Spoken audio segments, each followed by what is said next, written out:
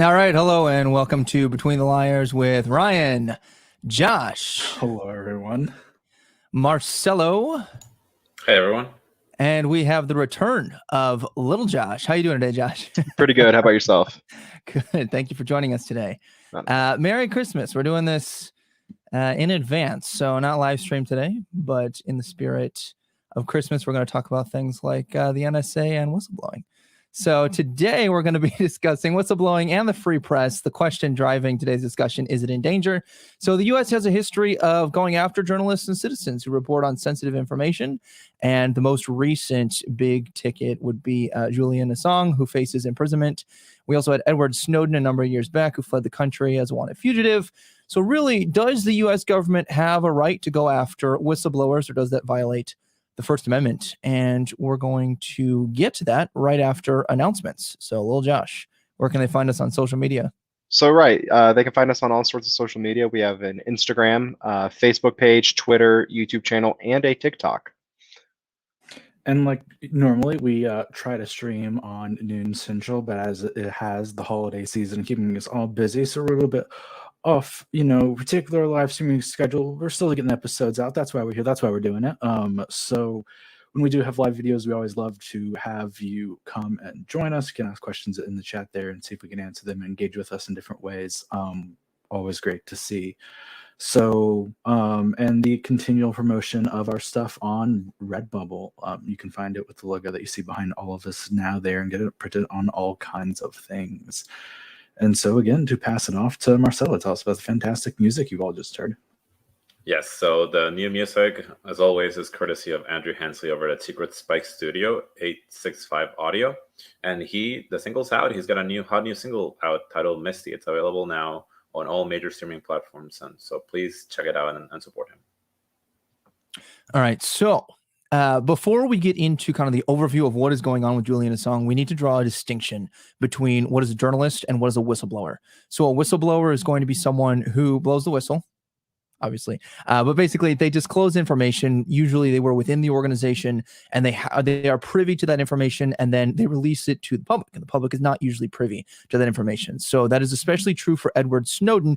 Edward Snowden worked for the NSA and a number of other organizations as kind of like an independent contractor. And so he was the one who was aware that the government was using resources for many things, one of them being to spy on their own citizens. So when he leaked that information to the public, that was a whistleblower. Journalists, on the other hand, and that's usually what Julian Assange is classified as. And I think Josh Hendricks is probably going to talk a little bit about where that differs. But journalism, it should just be they are investigating on the situation and coming across information. Usually they're going to be an outsider, not so much from the inside. So that's probably the biggest distinction. Are there any other distinctions that we need to make before we move into kind of the overview? I don't think so. Okay, I'll hand it over to Little Josh then to talk. Who is Julian Assange for those who might not be familiar? So he is the co-founder of WikiLeaks. So if you ever want to look at government documents and stuff, it's basically like a Wikipedia of leaked information, essentially. And he's the founder of that. He has been indicted on 17 counts of violating the Espionage Act for his role in obtaining and publishing secret military and diplomatic documents in 2010. So he did help publish. He wasn't the original publisher of Snowden stuff, but getting into Chelsea Manning, who was an army operative, they leaked her documents that she gave out, over 750,000 files. The DOJ is alleging a few other things. They're trying to say that he's breaking passwords, but no one's going to try to prosecute for that. It's not a very hectic subject. It's not trying to guess a password. It's not high crime and misdemeanor compared to the rest of the stuff he's facing right now. But what's really important about Julian Assange now is that British court has ruled that he can be extradited to the United States. Before they were giving him diplomatic immunity, they're like, no, he's he's a journalist, right? You don't just extradite journalists for reporting on bad things that the government does. Biden administration is going to attempt to prosecute him, coming off of the 2012 publication of Collateral Murder. Basically, the U.S. military committed a lot of very bad attacks in Iraq and Afghanistan, and he was the original person to post that. which I think Marcelo knows a little bit more about. Yeah, well, so basically, I don't think Julian has a lot of fans inside of the White House or the administration on either side. I feel like he, I mean, as the government is right now, they're probably not very happy with what he did. So Mitch McConnell has not said very nice things about him, high-tech terrorist, as he calls him. And Hillary Clinton, who was the target of the 2016 WikiLeaks, said basically that he needs to answer for what he's done. And he could be extradited to the U.S. to face prosecution by the DOJ. And in general, there's some charges of engaging in a hacking conspiracy with Chelsea Manning, who I'm sure we'll talk about her in a second too. So the other character arc about this particular, about Assange's background is that while WikiLeaks operated as a place, that got documents and then released classified government documents, over time it changed, or at least he did, and what he was willing to publish and where he was willing to get his information from. Because when we saw during the 2016 election of him releasing Hillary Clinton's emails in a very strategic fashion, did he just dump all of her emails for one big bunch for everyone to sort through? No. He did these weekly or bi-weekly dumps up and throughout the election to keep it a big news story, to develop the most impactful media story about it, to make it this one big recurring story by slowly releasing the emails.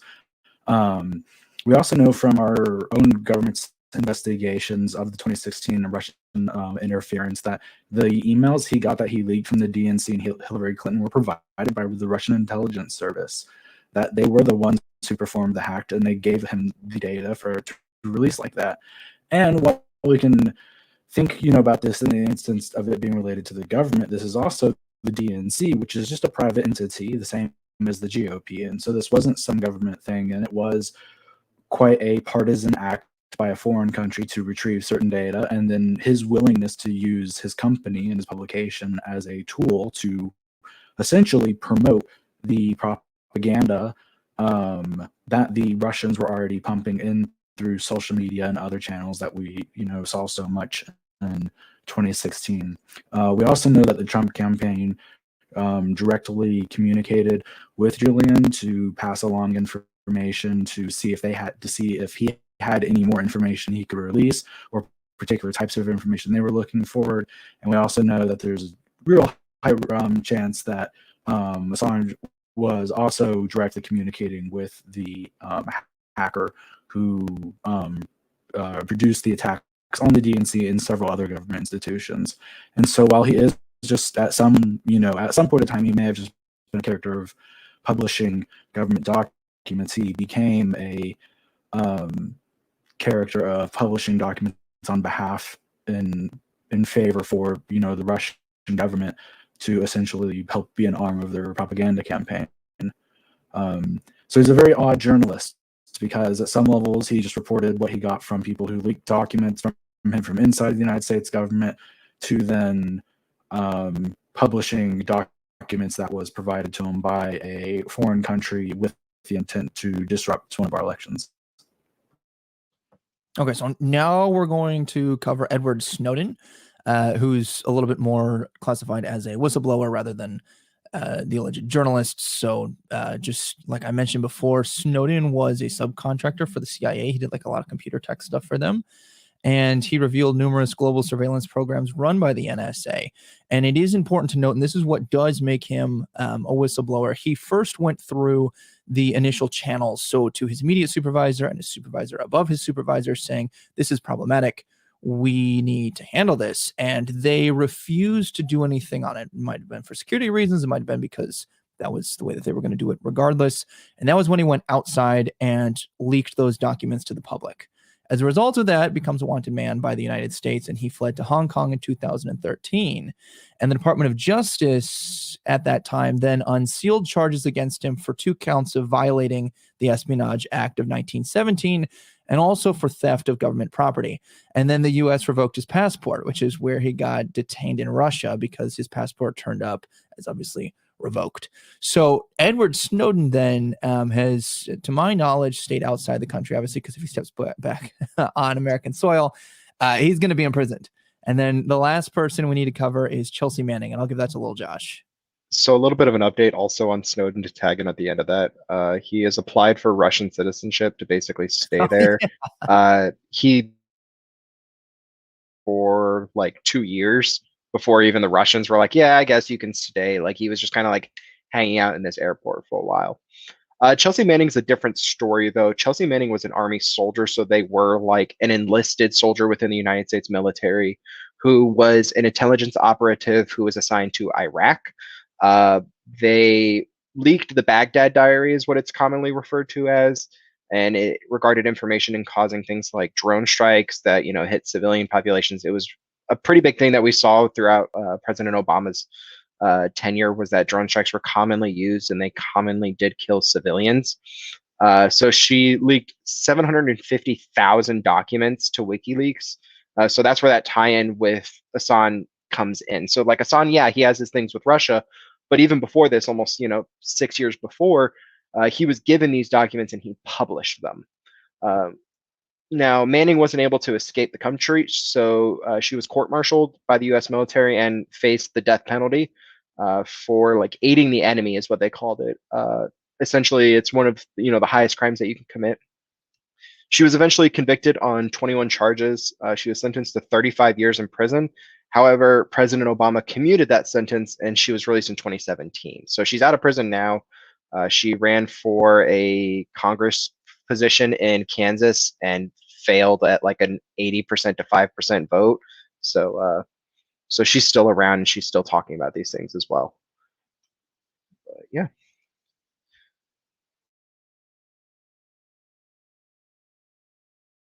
The last thing we're going to need to cover, just before we can get in our discussion, just to fully catch up our listeners, is going to be the WikiLeaks, what they are, what they've done. Marcella, you want to talk to us a little bit about that? Yep. So WikiLeaks, I'm sure, as most of the people who were into this when the story broke out in 2016, it's basically this website that had a bunch of leaks, had a bunch of emails, especially Hillary Clinton's emails in 2016.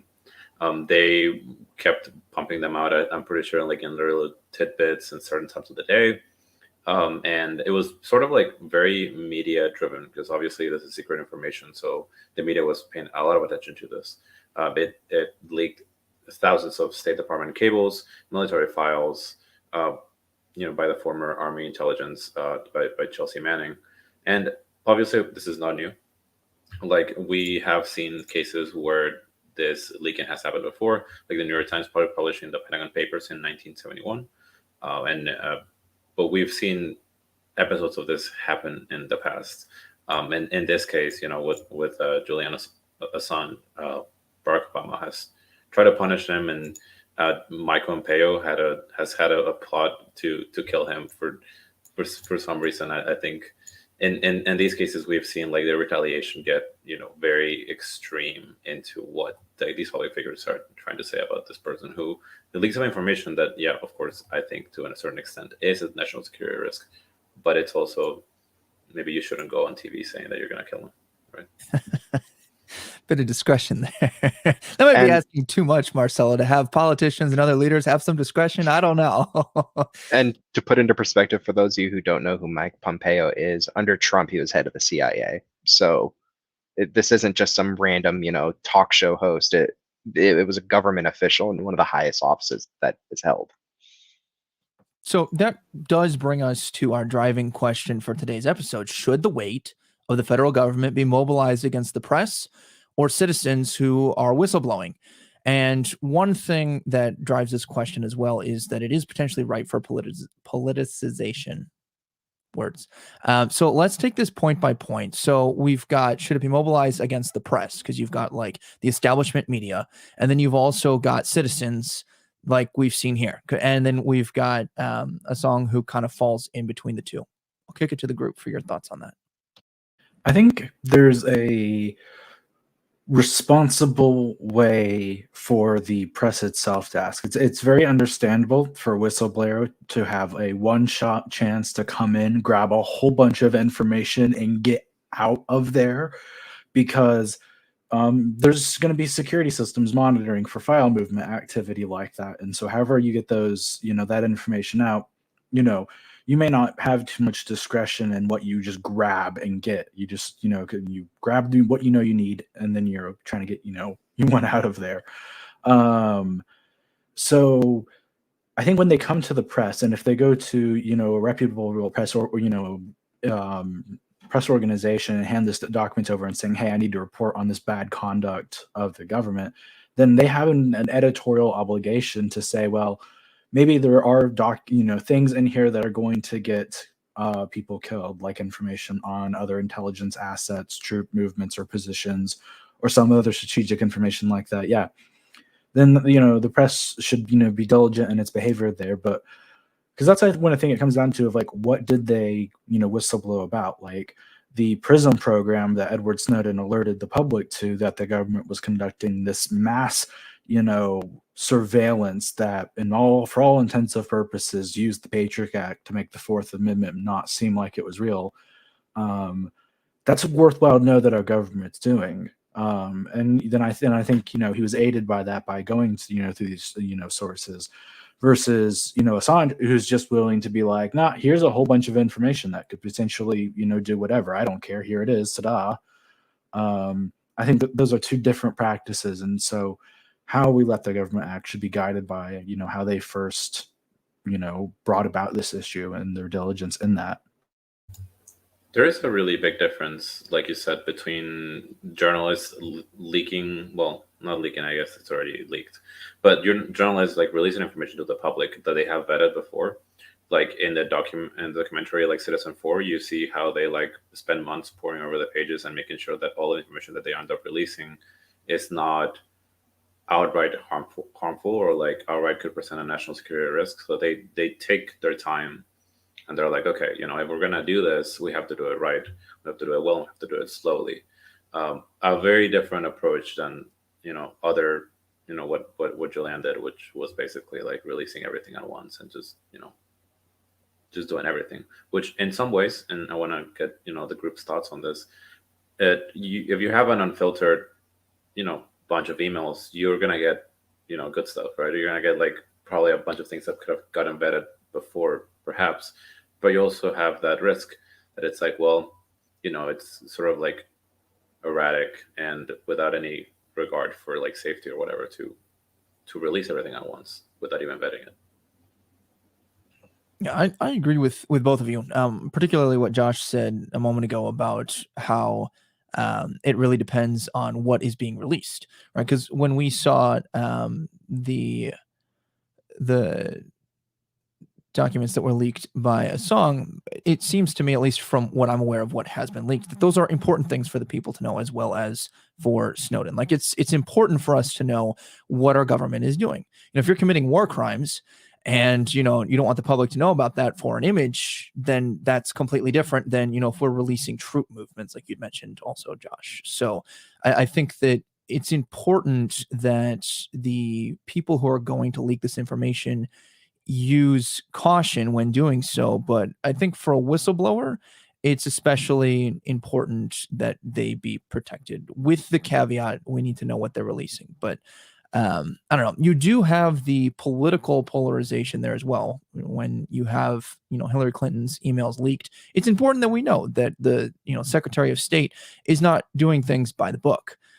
You bring in the timing, and it's done at a time that's obviously going to make them take a hit during a presidential election. That's clearly political, the timing and the manner in which those were released.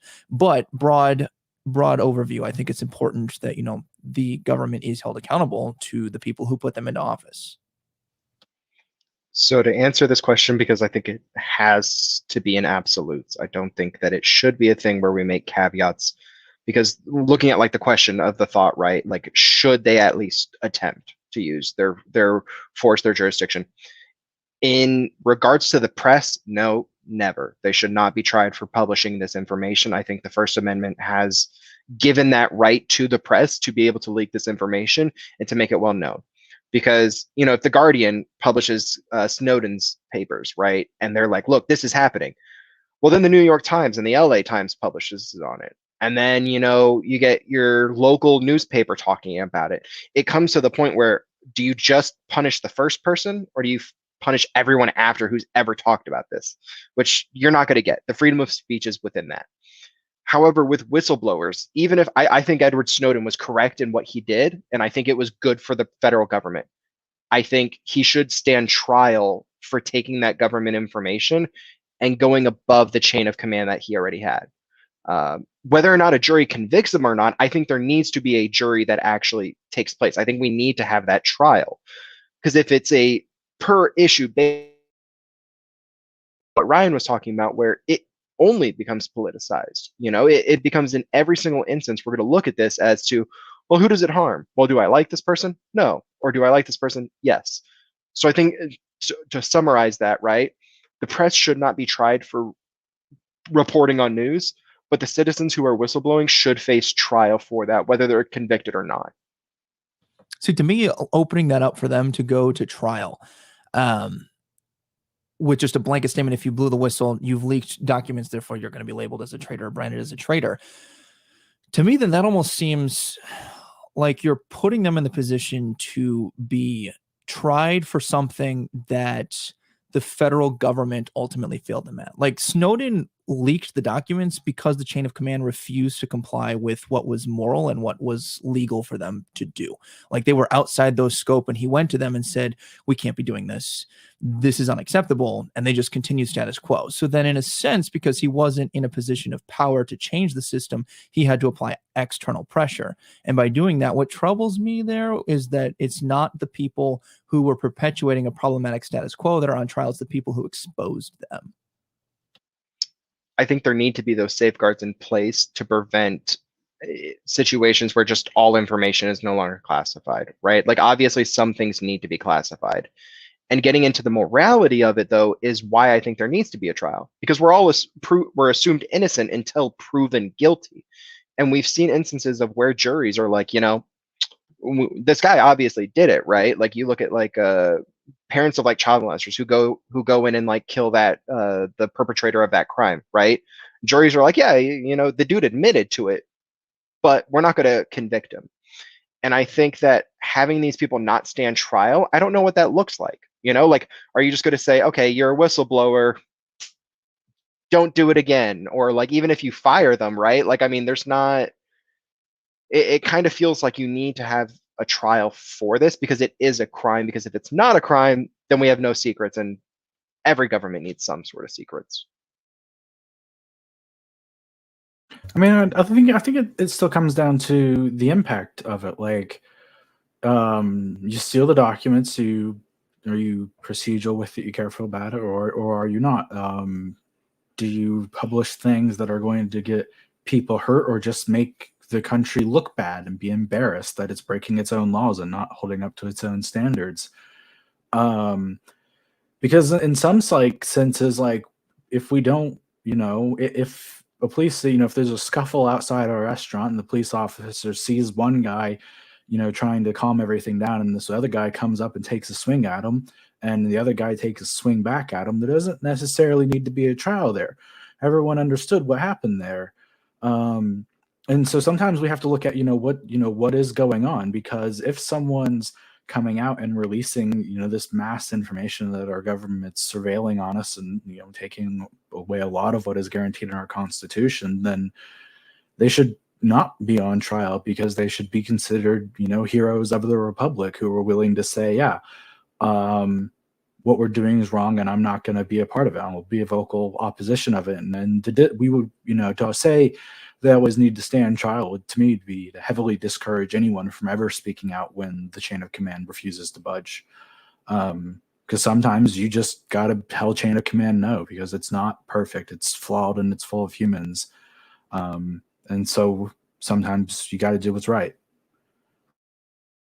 I think especially because on one of our previous episodes with TJ, he talked about how jury is more the fact finders, right? So they, would be looking at, did this happen or did it not? And then usually that boils down to the prosecution of, are we going to go forward with these charges or not? And the prosecution, in this case, if you're going with the Department of Justice, they're instated by the President of the United States, which means that, we have seen in the past selective prosecution of crimes And not that all of these bear the same weight, but because the Department of Justice is headed by the president, then you do see the Department of Justice selectively going after people because they made the sitting administration look bad. Like, I think that opens up that threat a whole lot more if we're being selective, though, too. I don't know.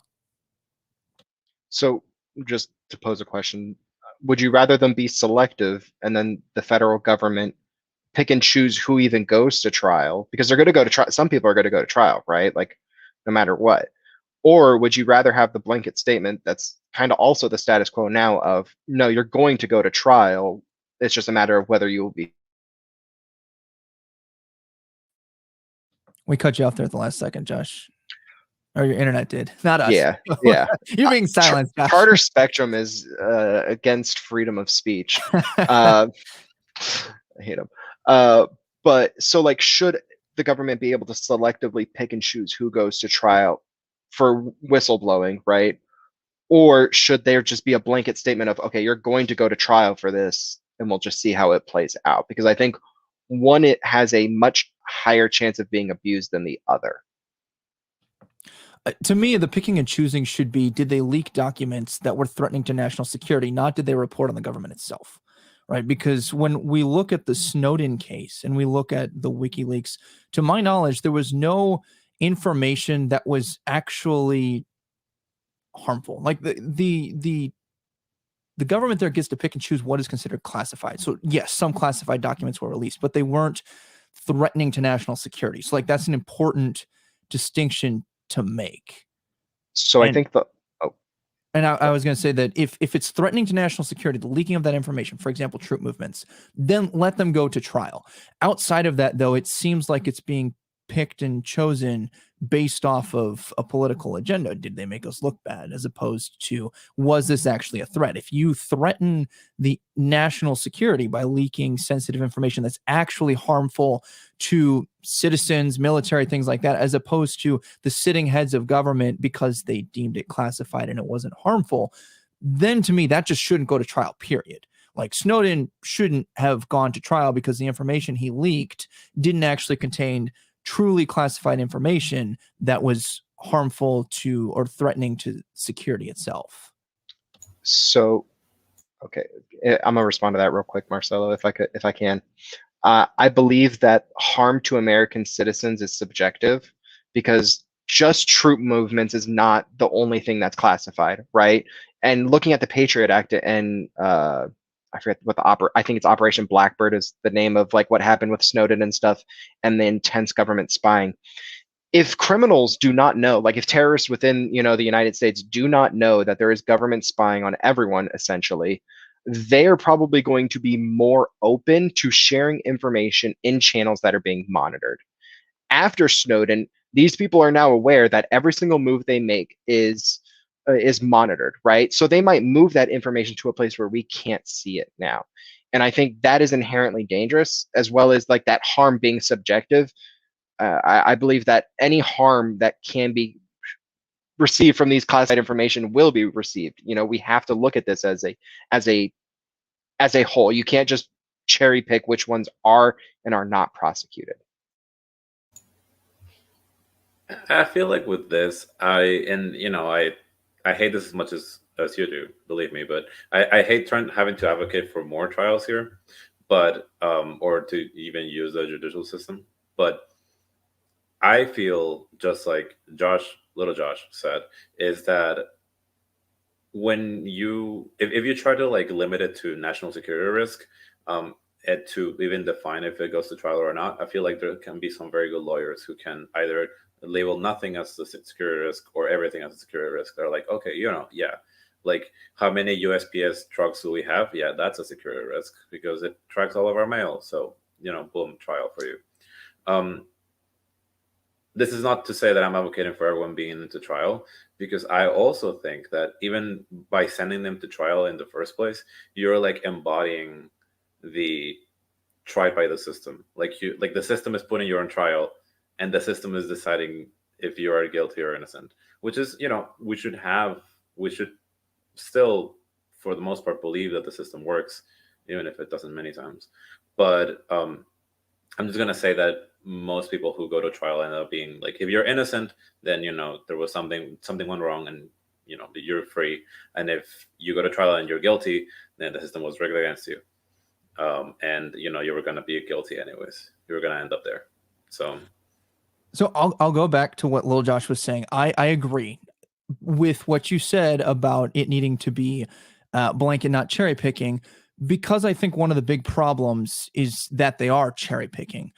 But I'm not going to agree that they need to go to trial, because I think that at the end of the trial, you either have the jury activism where they're like, yes, he or she is guilty, but we acquit them anyway, as opposed to, because at the end of a trial, what does the jury find? They either whistleblew or they didn't. And so to me, the big problem is that the Fourth Amendment was violated. So like, especially for whistleblowers who are within the system and who are a citizen, first and foremost, right? Like, you are a citizen of the United States, Fourth Amendment protects your rights as a citizen. And if the federal government is encroaching on that, then to me, that needs to be priority number one if we're going to go to trial, not did someone expose that or not. Like, I do understand the gleaning of important information when it comes to like channels of communication, those being moved. But at the same time, if it's violating the rights of everyday citizens, then to me, like, that isn't justified. And so whistleblowing shouldn't be put on trial if we expose that, because the federal government is already encroaching on your constitutional rights at that point. And especially when the federal government's encroachment on people's rights doesn't have the best track record of A, working, or B, being a good thing in the first place. Like, think about the TSA. After 9/11 happens, we all go through when we put in the TSA. How many terrorist attacks have the TSA stopped? Does anyone in the room know the answer? 0. None.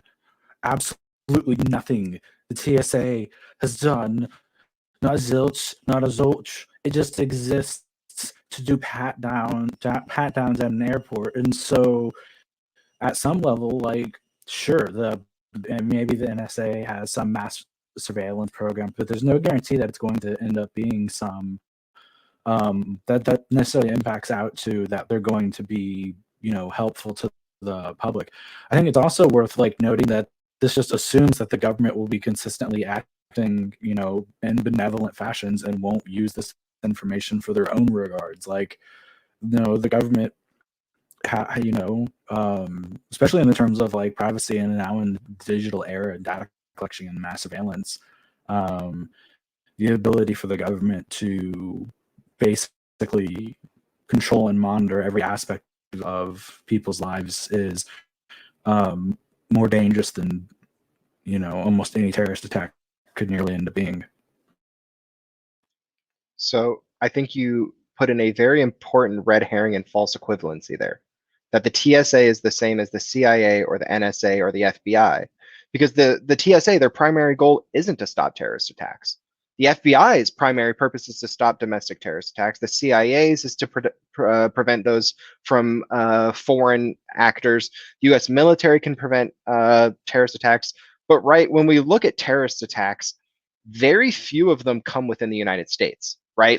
And most of them are homegrown domestic terrorists.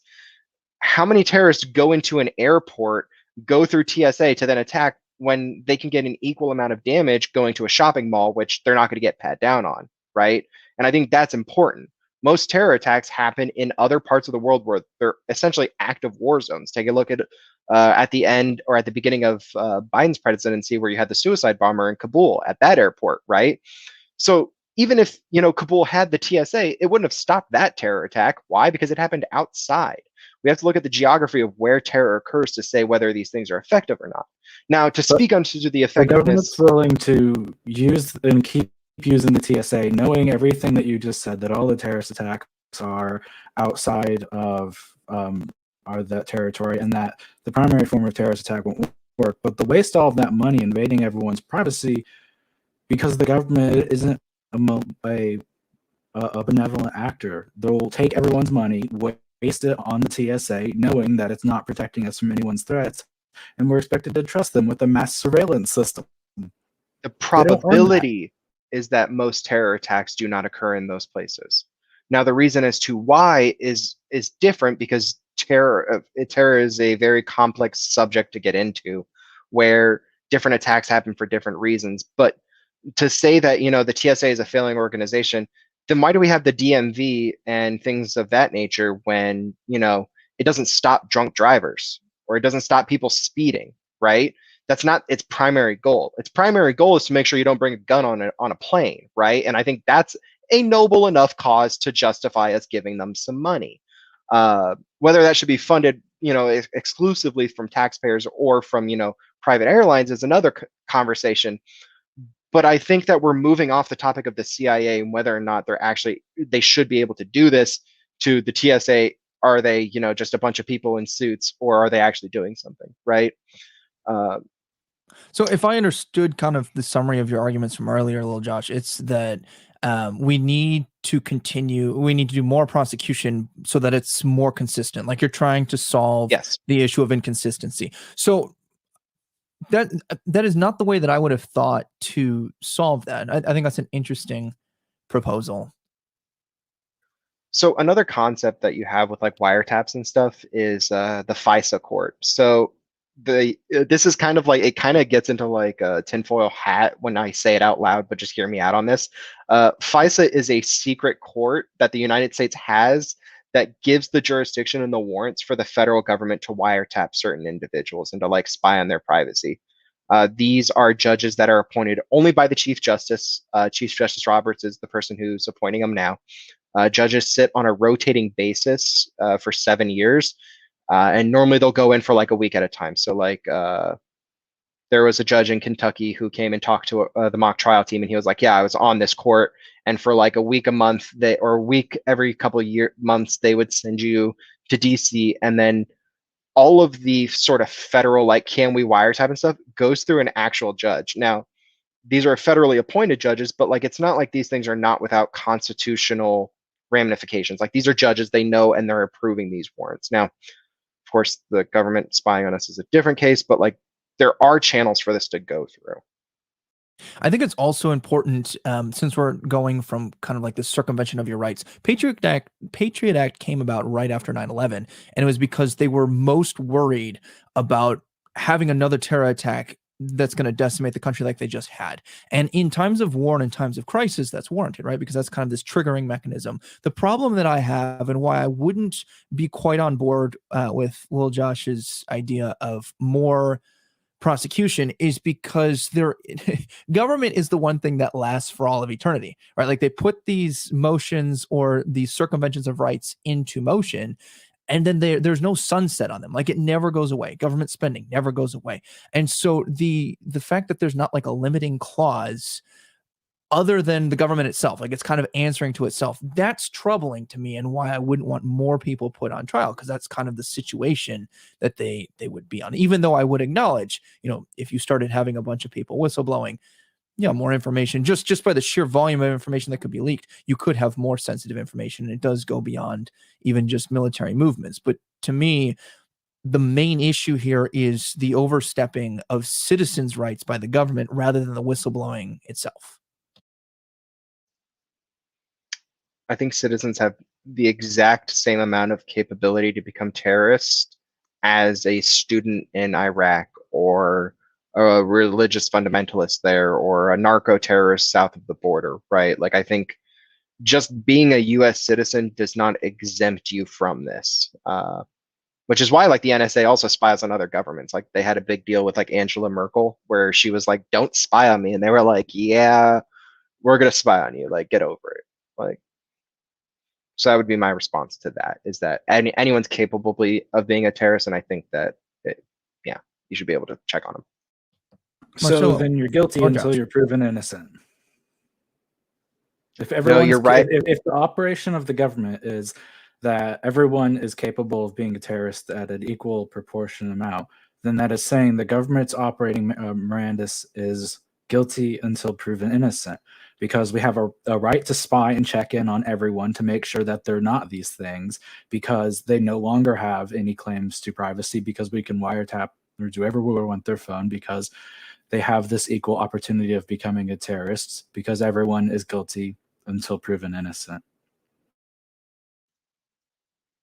No, that would be the Minority Report, which I'm also fully for advocating for. I think that we should stop crimes before they happen because I think it sounds fun. But essentially, I think that, one of the things that we have to look at is the information they collect worth what the alternative would be, right? And they're collecting emails and stuff. And when we say collected, yeah, I mean, that's essentially what it is. It's put in a box somewhere on some PC where it doesn't get touched unless if you cross out some keywords, right?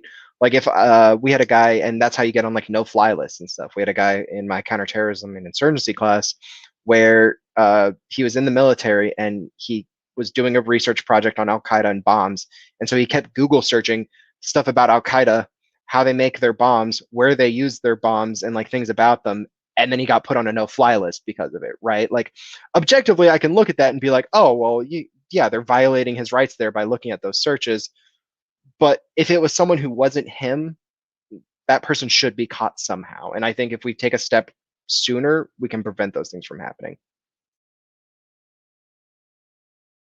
Final thoughts before we go into our final thoughts of hot takes. Marcelo? No, Josh? I think I'm ready. I think the coldest take is I don't want to go to prison. I already said it. Prison is bad. Less prisons. That's a harder take. Less prisons. That's a good one. All right. Well, then we'll be right back with our hot takes. All right, little Josh, kick us off. I think my hottest take here is that the federal government should prosecute more people because if not, then due process is violated for everyone. Taking a look at, I guess freedom of speech is like our overall topic, and like the freedom of the press to look into the government. I think that the federal government should not go after press organizations because they're just reporting on the things that they see. I don't think there's any fault to that. I think that that's a natural occurrence. However, if you are in a position within the government where you are given access to classified materials, and then you take those classified materials, which even Josh Hendricks mentioned, the word there was steal, right? And then that information is then used and released. I think that is a crime. Now, whether or not that person is morally correct, that's where it gets to the case-by-case basis, which is why we should prosecute those individuals who whistleblow. So that way we can actually see whether or not we allow for these things to happen, right? I think by not allowing it to go to trial, we essentially just remove everyone's ability to do process, and it kind of gets really politicized. I would say the courts should get dramatically less involved because they get involved when the government wants to take action to engage in some form of cover-up or otherwise act on their self-serving behalf, in the same sense that they're spying on all of us for their own self-serving behalf. Because at the end of the day, innocent people shouldn't be put on trial. If we look at the consequences of someone's actions and we see how they play out and we see if they were responsible and went to proper news outlets who then verified all of the data, diligently checked to make sure that they were just going to embarrass the government and not hurt everyone, then that's an innocent person because no one got hurt, and the prosecutor shouldn't bring the charges because that happens all the time. Someone makes an arrest, they get it to the front of the prosecutor's office, the prosecutor goes, "This is an absolute waste of the court's time," throws it out then and there, makes the decision, but for everyone. Sometimes the judge does that. The prosecutor brings it in, the judge looks at it and goes, "This is nonsense," throws it out. There are several stages where there are single acting authority figures in the government's prosecution where they just put things aside. And so that's why we need to look at how this impacts out, because earnestly, like, we should not be wasting the federal circuit's time. They're full of like stuff already. If it's not hurting anyone, we don't need to be having these people. We're wasting the jury's time. They shouldn't have to have that if we already all know that. And you can see that by how it impacts out. So the federal government spying on us, it's not okay. We shouldn't let them do it. There's not a price that's worth our privacy and our freedom. That's it. There's nothing that can buy that. I think the hottest take I have to offer is that I've never agreed so much with OG Josh on an episode. So let me paint a picture here real quick. So if you hate being called away from your job and your ability to actually make money to be called into jury duty, Imagine that times a million if we just start prosecuting everyone. Like if you increase the amount of people who are prosecuted, you got to remember they face a jury of their peers, and that includes us. So that does take away, just to kind of extrapolate on OG Josh's point about clogging up the court systems. It's not just that these people might sit in prison or that they go through this arbitrary trial. We have to preside over that. So that takes away from our time. It takes away from the judge's time. It takes away from what should actually be prosecuted. So my next hot take, the First and Fourth Amendments have priority, like that as the founding constitutional doctrine.